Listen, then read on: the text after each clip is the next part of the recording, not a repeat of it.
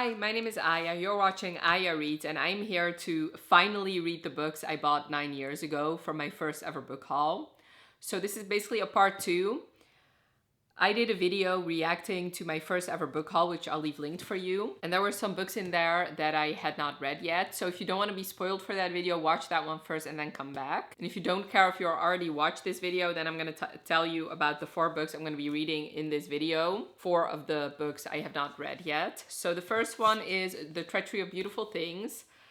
This one was already on my These Books Will Self-Destruct in 12 Months video, so I was already gonna get to it, but this video prompted me to actually get a move on and finally read this one. I'm not gonna give you the synopses for these books right now. I'll give you them once I actually start reading them. This one was published in 2012, so a pretty old one. Next is The Strange and Beautiful Sorrows of Ava Lavender. This one I think was published in 2014. And I believe out of all of them, this one is the one I am still the most excited about. And this one I have the highest hopes for that this will actually be a 5-star read. So yeah, I'm the most excited about this one. And then the last 2 are duology, and it's the Assassin's Curse duology. Basically, I chose this one to round out this video because the other 2 I was considering are longer series, so this one was the shortest. The Assassin's Curse was published in 2012 as well, and The Pirate's Wish in 2013. So yeah, they're pretty short. I'll definitely fly through them, hopefully. Yeah, I am very interested to see. As I'm filming this, I already finished this one, so definitely look out for this. Look out for the next clips to see what I actually thought of this one. And yeah, none of them are pretty long, so that should definitely help me. And yeah, I am actually excited because, like I said, these have been on my shelves for so long now, and it's time that I finally read them. Okay, guys, I'm starting my first book for this vlog, and it's The Treachery of Beautiful Things. And I do have to say, I'm kind of scared because if you guys watched my goals video for 2023, you would know that one of my goals this year is to read, I think it was 20 books published before 2014, just to get like the oldest books off of my shelves.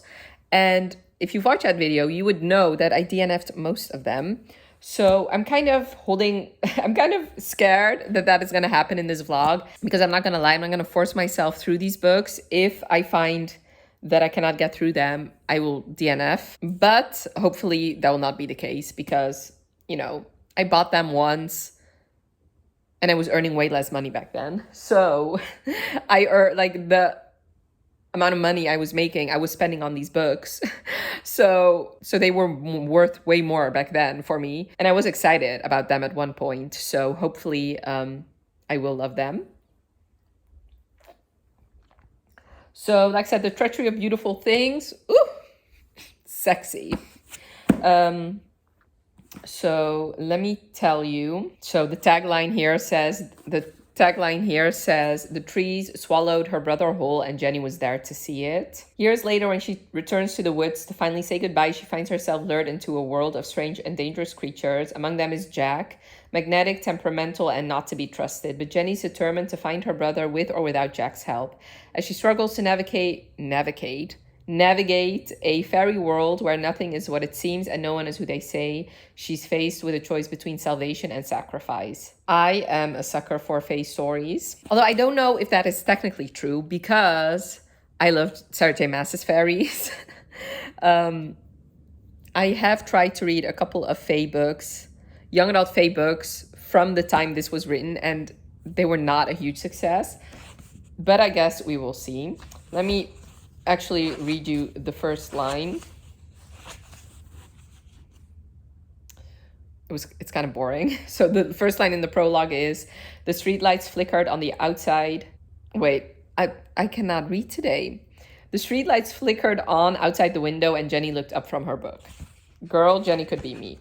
Let me then read the first line from the first chapter then, considering that one was kind of boring. I do have to say, oh yeah, it is. The first line is literally, the trees had swallowed Tom whole. That is kind of a good line. Let me actually see if what I'm saying is actually true. I do feel like it's probably because it's young adult that I'm gonna fly through this, because the margins are kind of big and the font is bigger too. So yes, I love the floppiness of this one. Okay, so I guess I'll update you once I'm halfway through and tell you what I think of it. Okay, so it's actually on Goodreads. What? I cannot speak today. What is wrong with me? I was actually on Goodreads to put this in as currently reading, and I figured let's give you like the Goodreads stats. So let me screen record this. So it has a 3.81 average rating. Let me actually put it on currently reading right now. Official. It's only official that I'm reading a book if I actually put it on Goodreads. So like I said, 3.81 and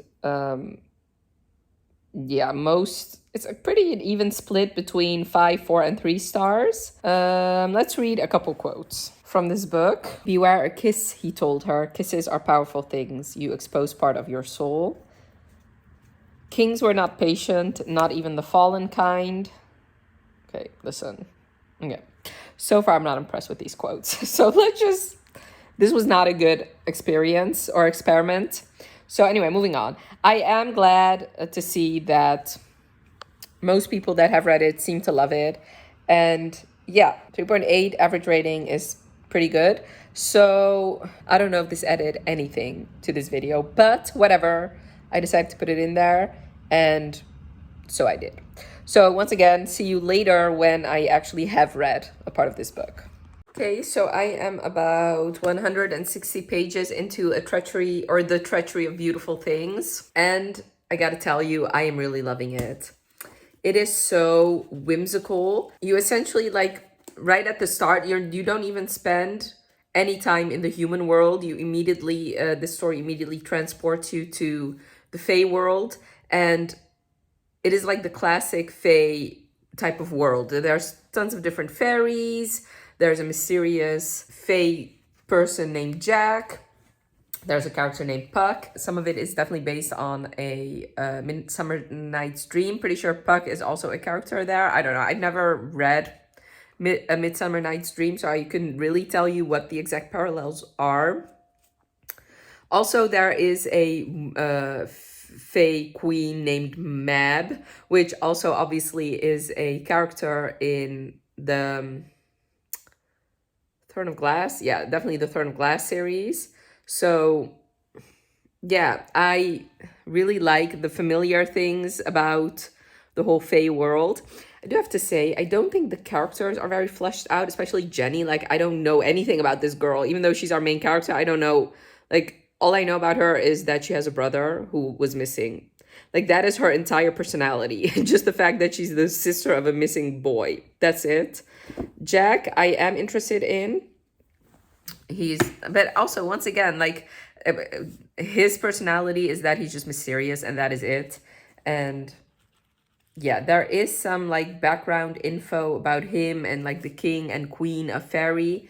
And yeah, Jenny, apparently there's this sort of like myth or lore that is tied to her. So yeah, like I said, it's not the best book out there, but so far it's definitely a 4-star. Like, I'm thoroughly enjoying it. I'm flying through it, actually. I do anticipate finishing it tomorrow. Yeah, I'll give you my full thoughts then. All right, I'm here to give you my final thoughts on the Treachery of Beautiful Things. In my last clip, I told you guys that I was really loving it, and I was. I was loving this book for the first half, definitely. I thought it was very atmospheric. I liked the fact that we didn't spend any time whatsoever in the human world, that we were instantly dropped into the Fae world. I thought the Fae world was interesting. On the one hand, I loved that we didn't get any explanations about it, but on the other hand, that kind of also bothered me, which was starting to happen in the second half. I liked the second half significantly less than the first half. I ended up giving it 3 stars. Mainly because of the love story. Like, this love story was not necessary in my opinion. I did not understand why these two fell in love. It was not believable to me. When they said, "I love you," I was like, but why? Like, that was my first reaction and my only reaction, actually. And I also found the main character, well, I didn't really feel anything towards her because I did not know anything about her. I didn't know anything about her. I don't know why she was so special. I felt like she had no agency whatsoever. She kept constantly being pulled in different direction by different people or different fae. And when something did happen or when something was succeeded, it was always because of a coincidence or because somebody else previously, like before in this book, gave her something that inevitably saved her life. So yeah, I ended up giving it 3 stars mainly because of the first half. And I did feel like it was very atmospheric. I think she did a very good job on that. And part of it was very nostalgic for me. Like, this is exactly the type of book I would have read and maybe even loved if I had read it in 2014. Although I don't know for sure because, like I said, I don't think I would have loved this love story in any way. And I also felt like some of these things were just not explained right. Which is kind of what was bothering me. What I loved about it in the first book, that we were just thrown in without a whole lot of explanations, kind of got on my nerves at the end of the book, where I'm like, what is this and why is this important? Like, too many questions that were not answered. And so that felt like when something did happen, it felt too convenient because I was not really privy to how that happened. Overall, would I still recommend it? I'm gonna say no. I'm not even sure you can buy this book now. Maybe only buy it as a secondhand copy. And I wouldn't waste my time trying to find this book because it's just a 3 star. I would not really recommend it. I feel like there are way better fairy stories out there and especially if you love romance, better fairy stories out there with better romance. I'm not even talking about Sarah J Maas, because what I really loved about this is how it felt like this was really part of like folklore, and it felt a little bit less than like high fantasy. But I do feel like those types of stories, you can also find those, but better written. Well, no, I don't, not better written, because I do have to say I did really love her writing. There were some quotes in here that I really thought were beautiful, but like better fleshed out, I would say. And like I said, especially you can definitely find books out there with like better fairy stories and better romances. So yeah, that is the first one. I'm gonna just leave it on my shelves for now, but I do anticipate maybe later down the road, once I'm looking at my shelves and trying to pull stuff off to make room for other books, this one will definitely be the one to go.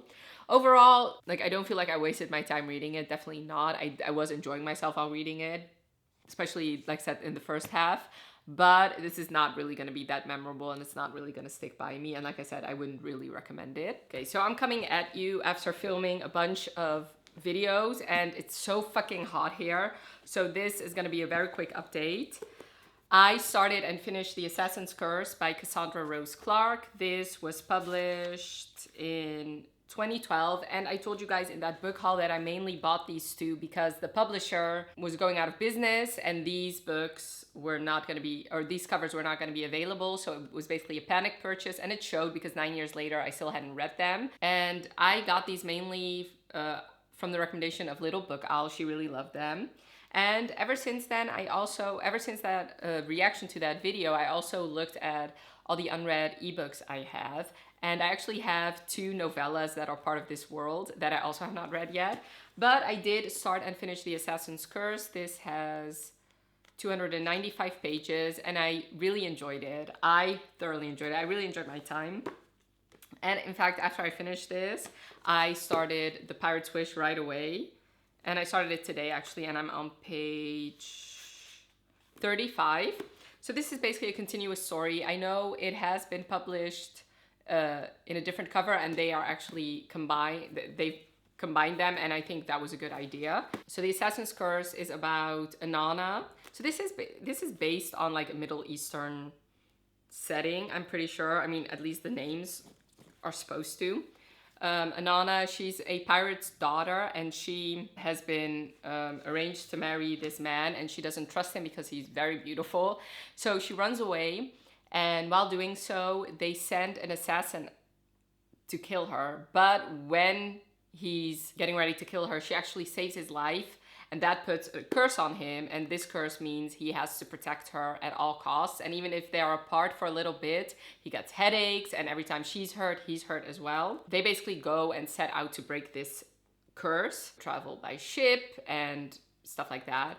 I ended up giving it 4 stars. I really enjoyed it. There is supposed to be a love story in here, and I was intrigued by it. I do have to say, like, she is convinced that she's in love with him, by the end, and I don't see how.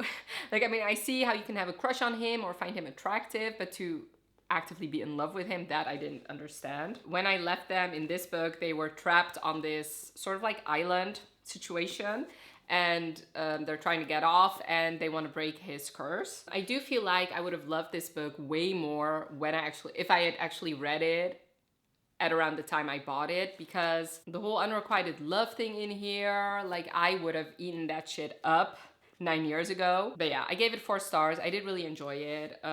It was an interesting book. I do have to say, combined, these 2 books have over almost 600 pages. Well, no, 600 pages, over 600 pages.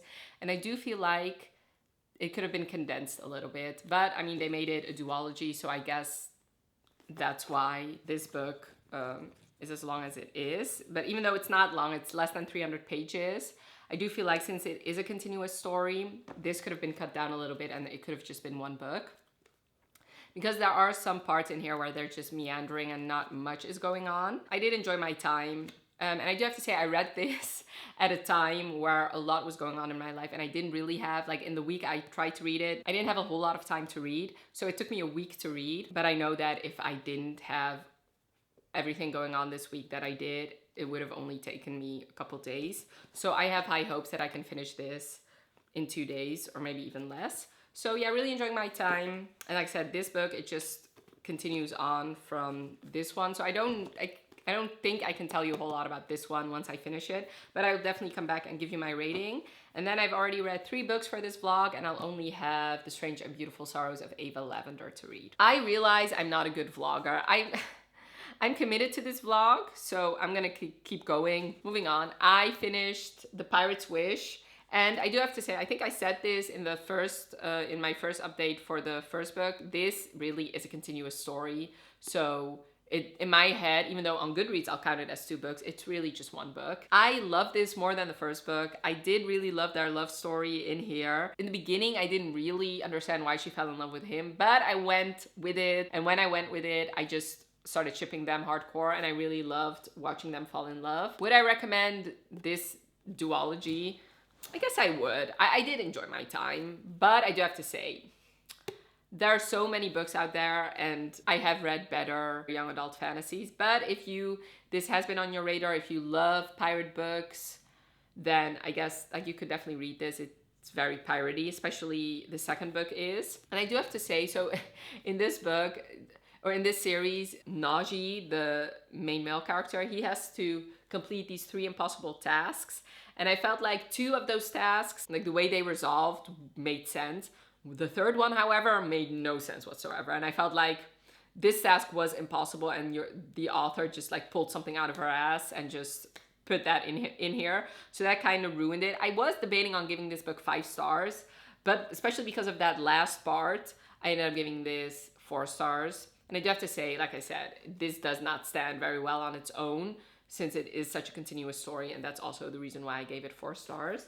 Right now, I am reading The Strange and Beautiful Sorrows of Ava Lavender, and I'm only on page 23, and I realize already that these speculative books, these magical realism books, they're not for me, because already, like, this is a very historical book, and it reads a little bit more adult than young adult, but already I'm reading about this Ava's grandmother, and Ava's grandmother's sister literally turned into a canary.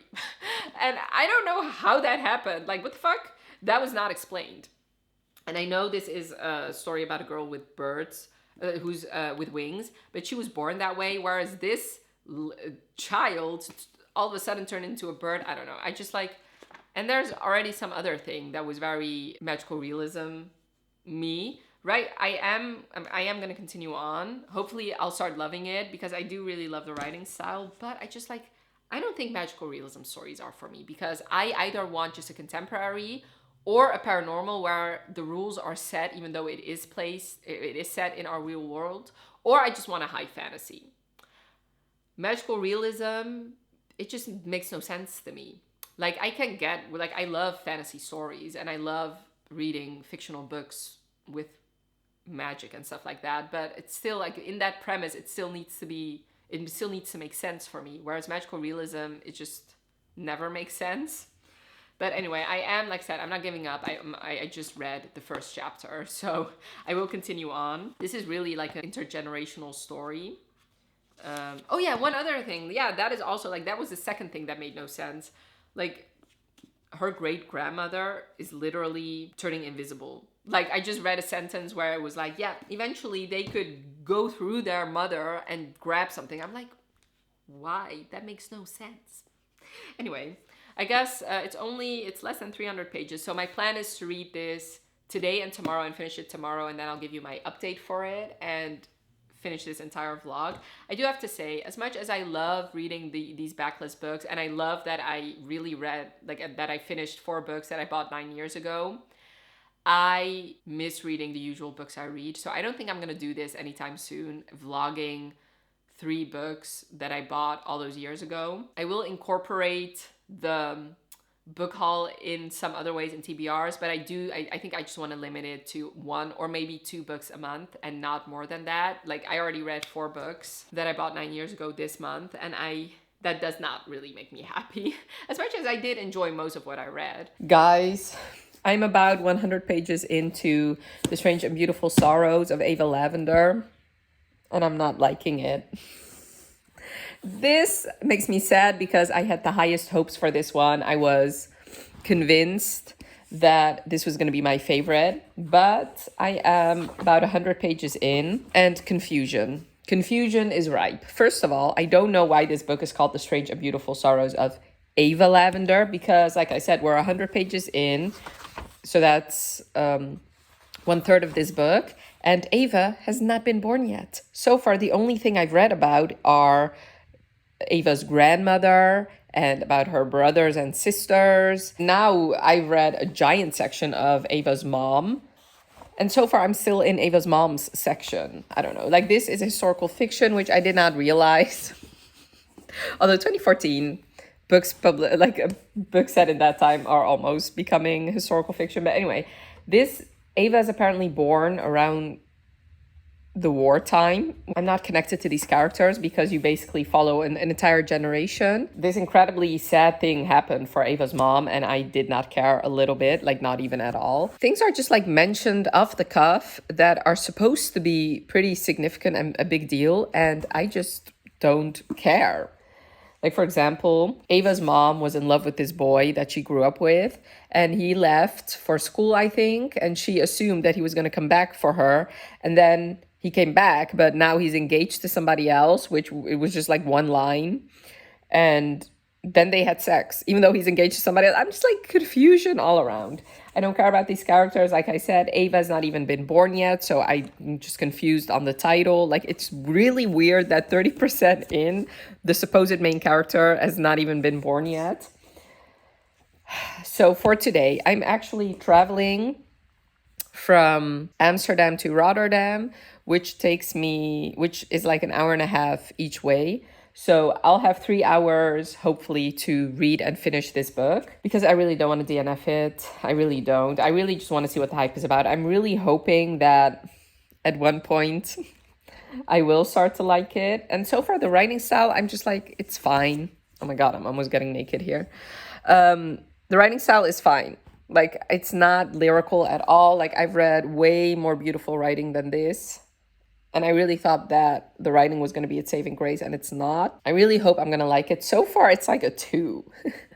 But I'm only 30% in, so I guess we'll see. It's good that I'm going to be forced to read it today for at least 2 hours. So hopefully I'll finish it today. I have been missing reading just straight up romances. So the next book I'm going to read after this is going to be a romance that I've been anticipating. It just shows that you should just read the books that you buy as soon as you can, because especially around the time I bought this, which was 9 years ago, which made me like very early 20s and very much still like teenager vibes, in my opinion. Now I'm a 30-year-old woman. Like, obviously, taste change, reading changes. Although I do have to say, with the Strange Case or with the Strange and Beautiful Sorrows of Ava Lavender, this doesn't even read like young adult. This kind of reads adult. Like the themes are very adult, so it's not even that. But this experiment just really showed me that if the way I'm buying books nowadays is more in line with how it should be, meaning I tend to only buy books that I'm planning on reading within the next couple of months. And I really want to make a concerted effort to actually read the books that I buy. But obviously I have this whole backlog of books that I bought years ago that I still have not read. And I do want to read those because obviously I was excited about them at one point, but I kind of want to limit them to 2 a month and not read 4 of them a month back to back. I don't know if I'm going to update you before I finish it. I don't think I can, like I said, because I have been I will be out and about today.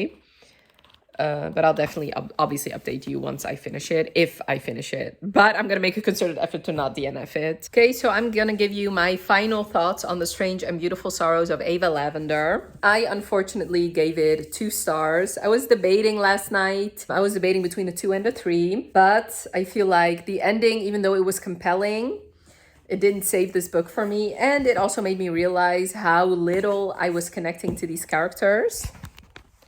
Because, there were some horrific things at the end and I just couldn't bring myself to care. Plus the ending was way too vague for me, which also didn't help. And after finishing this book, I still cannot tell you what this is about. Like, I cannot really give you a synopsis. It's like a generational story. And you start with Ava's grandmother. You hear all about her story, and then Ava's mom, and then Ava. All in 300 pages. I just felt like that wasn't enough time, especially not enough time to know Ava. At the end of the day, the person I knew the most was her grandmother, and it wasn't like, it kind of was her story, but not really. These characters were pretty two-dimensional for me. I actually finished it last night and I didn't want to give you an update right away because I wanted to take the time to think about it. And I didn't think about this book once during the workday, so that just proves to you how little I cared about these characters. If you like weird books, you might like this. But I just feel like, I don't know, not that I've read a whole lot of weird books, but I feel like there are better ones out there than this one. This does deal a lot with unrequited love, so if that's a theme you enjoy in your books, you might love this one. But I do have to say, that is one of the things I really love to read about, and I couldn't bring myself to care.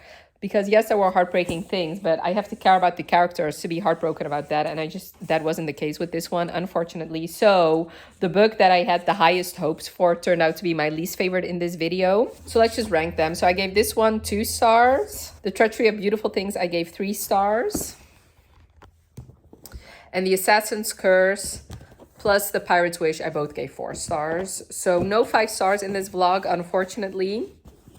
I did kind of enjoy my time.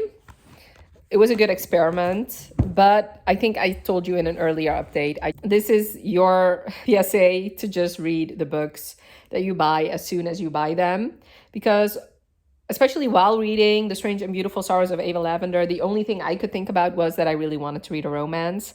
And I started reading Reckless today, and I cannot stop thinking about that book.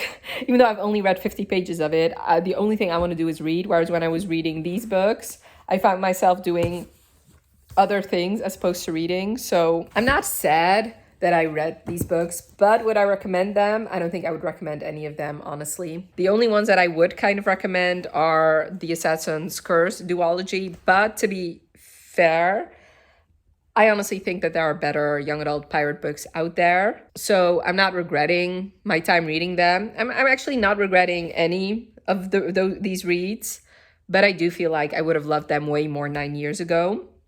So I don't think I'm going to do this experiment again. Like, I will be still reading books that I bought 9 years ago, 8 years ago, 7 years ago. I'm just going to limit them to 2 a month so that I have plenty of time to read the books that I'm still like 100% very interested in. And I mean, just because I bought them 9 years ago doesn't mean I'm not still gonna love them. Like, obviously I bought The Island 9 years ago and I did really enjoy my time. I don't know why I cannot find a good angle. Okay, I'm almost done. So obviously I definitely have high hopes that I will get a 5-star out of like my backlist books, but it's just like a fact of life. Like my reading has changed, I have changed, so it's obvious that I like different books now and that I'm going to rate those books higher. But this was a fun experiment, and definitely let me know in the comments below if you've read any of these books and if some of them are your favorite. I have a feeling that The Strange and Beautiful Sorrows of Ava Lavender is going to be a favorite of a lot of people, which I do get that. I don't think it's a book for me. And let me know what you think of this video. Like I said, I'm not inclined to do this in the future, but if it gets a good reception, I might do it in the future. Maybe I'll just spread it out. But I hope you enjoyed this video. Thank you so much for watching. Have a wonderful rest of your day, and I'll talk to you later. Bye.